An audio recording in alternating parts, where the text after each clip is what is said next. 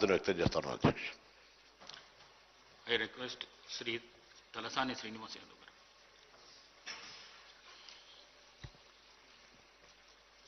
అధ్యక్ష, గౌరవ ముఖ్యమంత్రి గారు సంతాప తీర్మానాన్ని ప్రవేశపెట్టినటువంటి సందర్భాన్ని పురస్కరించుకొని బలపరుస్తూ అధ్యక్ష గోపీనాథ్ గారికి ఇక్కడ మాట్లాడిన గౌరవ ముఖ్యమంత్రి గారు, మంత్రులు, మా నాయకుడు కేటీఆర్ గారు, బట్ నాకున్నటువంటి అనుబంధం వేరే అధ్యక్ష. మేము అప్పుడు యంగ్స్టర్గా, యువకులుగా ఎన్టీ రామారావు గారు మరి పార్టీ ఆవిర్భావం, వారు ఎన్టీ రామారావు గారు హ్యాబిట్స్లో ఉంటుండే అధ్యక్ష. పార్టీ కార్యాలయం హిమాయత్ నగర్లో, గోపీనాథ్ గారి ఇల్లు ఆ ఎదురుగా హైదర్ నగర్. అయితే తెలుగు యువతలో నేను, గోపీనాథ్ గారు అనేకమైనటువంటి కార్యక్రమాలు, హైదరాబాదే కాదు అధ్యక్ష, ఢిల్లీ కానివ్వండి, ఆంధ్రప్రదేశ్ కానివ్వండి, తమిళనాడు కానివ్వండి, ఎక్కడికి పోయినా ఇద్దరం కలిసి ఎన్టీ రామారావు గారితో పాటు. అంటే ఎన్టీ రామారావు గారు అంటే మాకు బాగా అభిమానంగా, మేము చిన్నప్పటి నుంచే వారితో పాటు యువతల మరి కలిసి పనిచేయడం జరిగింది అధ్యక్ష. అయితే ఆ తర్వాత గోపీనాథ్ గారు నగర అధ్యక్షుడుగా తెలుగు యువత, ప్రభుత్వం వచ్చిన తర్వాత కూడా డైరెక్టర్గా, అదేవిధంగా వినియోగదారుల సంఘం మెంబర్గా పనిచేసినటువంటి సందర్భం. అయితే అనుకోకుండా నాకే మొదల అవకాశం వచ్చింది అధ్యక్ష 94లో. బట్ అక్కడ ఇప్పుడున్న అంబర్పేట్, ఖైరతాబాద్ మధ్యలో అది హిమాయత్ నగర్ నియోజకవర్గం అధ్యక్ష. బట్ అక్కడ ఉన్నటువంటి పరిస్థితులు అనుకూలంగా లేకపోవడం మూలన మరి అక్కడ నాకు అవకాశం అక్కడ సికింద్రాబాద్లో రావడం, తర్వాత నేను గోపి కూర్చొని మాట్లాడుకున్న తర్వాత సరే దేవుడు ఉన్నాడు, భవిష్యత్తు ఉంది, పార్టీ ఉంది, మా నాన్నగారు ఉన్నారని ఆ తర్వాత జూబ్లీహిల్స్కు వారు షిఫ్ట్ కావడం, ఆ తర్వాత ఎన్టీ రామారావు గారు మరణించిన తర్వాత చంద్రబాబు నాయుడు గారి నాయకత్వంలో మేము పనిచేయడం, అక్కడ జూబ్లీహిల్స్ నియోజకవర్గం మరి డీలిమిటేషన్ అయిన తర్వాత అక్కడ ఒక నియోజకవర్గం ఏర్పడడం, దానికి గోపీనాథ్ గారికి అవకాశం రావాలని పార్టీలో మరి చంద్రబాబు నాయుడు గారితో మాట్లాడి, అప్పుడు నేను కూడా అధ్యక్షుడిగా ఉండే అధ్యక్ష.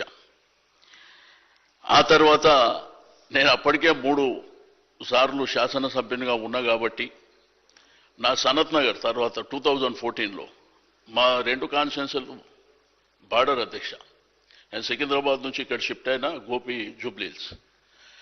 నా నియోజకవర్గం కంటే ఎక్కువ నేను జూబ్లీహిల్స్ తిరిగిన అధ్యక్ష. ఎందుకంటే నాకు ఎప్పుడో 15-20 ఏళ్ల కింద అవకాశం వచ్చింది, తోటి యువకులం ఇద్దరమే, కానీ గోపికి ఫస్ట్ టైం అవకాశం వచ్చిందని ఇక బోరబండ, ఈసుగూడ, రైమత్ నగర్, ఎర్రగడ్డ, షేక్పేట్, వెంగళరావు నగర్, జూబ్లీహిల్స్లో ఉన్నటువంటి స్లమ్స్, నేను ఎట్టి పరిస్థితుల్లో గోపి గెలవాలనేటువంటి సంకల్పంతో పనిచేసినాం అధ్యక్ష. బట్ మొదటిసారి ఎమ్మెల్యే అయిన తర్వాత ప్రజలకు అందుబాటులో ఉండడం, నిరంతరంగా అంటే ఒక ప్రభుత్వ కార్యక్రమాలే కాకుండా తన సొంత కార్యక్రమాలు కూడా డిజైన్ చేసుకుంటుండే, ఒక పండుగలు వచ్చినా సొంతంగా కార్యక్రమాలు చేసేటువంటి వ్యక్తిత్వం అధ్యక్ష. ఆ తర్వాత 2 రాష్ట్రాలు అయిపోయినాయి. అప్పటికి గౌరవ ముఖ్యమంత్రి గారు రేవంత్ రెడ్డి గారు, మేము, గోపీనాథ్ గారు అందరం కలిసే పనిచేసినాం. ఆ తదనంతరము 2 రాష్ట్రాలు అయిపోయినాయి కాబట్టి మరి గౌరవ పెద్దలు కేసీఆర్ గారు మాతో మాట్లాడినప్పుడు, ఇక 2 రాష్ట్రాలు అయినాయి, మనం కలిసి పనిచేసుకొని మన రాష్ట్రాన్ని అభివృద్ధి చేసుకుందాం అన్నప్పుడు మేమందరము మరి ఇక్కడ టీఆర్ఎస్ పార్టీలో చేరడం, కలిసిమెలిసి పనిచేస్తుంటాం అధ్యక్ష. ఏ చిన్న కార్యక్రమం అయినా మాట్లాడుకునే పనిచేస్తున్నటువంటి సందర్భం. బట్ అన్ఫార్చునేట్ ఏంటంటే తన ఆరోగ్యం అనేది ఇంత తీవ్రంగా ఉంటుంది, తను ఇంత చిన్న వయసులోనే మనం కోల్పోతాం అనేటువంటిది కలలో కూడా ఊహించలే అధ్యక్ష. చనిపోయే ముందు 25వ తారీఖు నాడు మా తమ్ముడి డిన్నర్ ఉంటే నాకు ఫోన్ చేసి ఉదయమే ఇంటికి వచ్చి ఇద్దరం కూర్చొని ఒక గంట సేపు మాట్లాడుకున్న తర్వాత తన విషయాలు నాతో షేర్ చేసుకున్న తర్వాత నేను చెప్పిన రేపు డిన్నర్ అయినాక నేను ఆస్ట్రేలియా పోతున్నా, వచ్చిన తర్వాత కూర్చొని మాట్లాడుకొని ఇబ్బందులు లేకుండా చూసుకుందామంటే అనుకోకుండా మరి వారు మరణించడం నిజంగా అధ్యక్ష, మరి అది దేవుడు జననం మరణం అనేది మన సర్వసాధారణమైనప్పటికీ పేదలు ప్రేమించేటువంటి ప్రజలు ప్రేమించేటువంటి ఒక గొప్ప నాయకుడిని కోల్పోవడం అనేది చాలా బాధాకరమైనటువంటి అంశం అధ్యక్ష. బట్ మన నిండు శాసనసభలోనే 2014 నుంచి కంటిన్యూగా అధ్యక్ష,